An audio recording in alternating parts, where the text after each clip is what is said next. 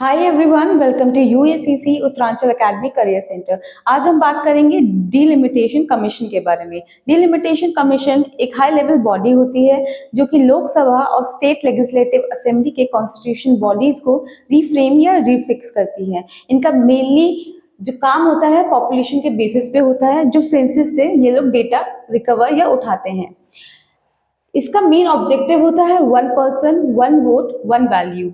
इसके प्रिंसिपल को इंश्योर करना ताकि हर कॉन्स्टिट्यूशन की पॉपुलेशन लगभग बराबर है। कॉन्स्टिट्यूशनल बेसिस डीलिमिटेशन कमीशन का प्रोविजन इंडियन कॉन्स्टिट्यूशन के आर्टिकल 82 और आर्टिकल 170 के अंडर आता है।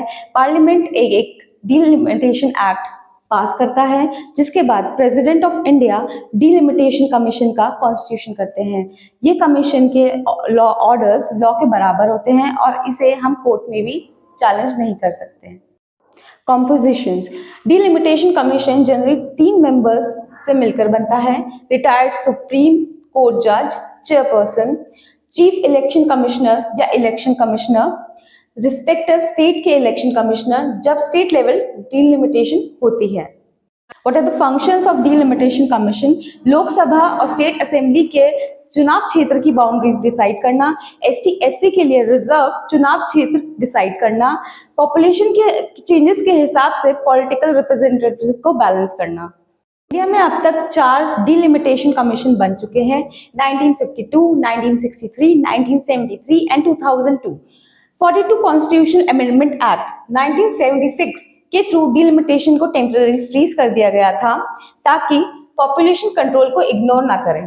ये फ्रीज 2026 तक कंटिन्यू है, लेकिन 2002 वाली डीलिमिटेशन पॉपुलेशन डिस्ट्रीब्यूशन के बेसिस पर नहीं बल्कि बाउंड्रीज के रैशनलिज्म के बेसिस पर थी। Constitution provision article 82 Lok Sabha seat delimitation after census, article 170 state legislative assembly delimitation act passed by parliament. Orders have force of law, not challenged in court.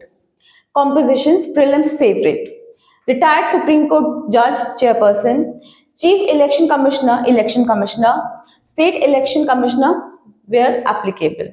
Thank you so much.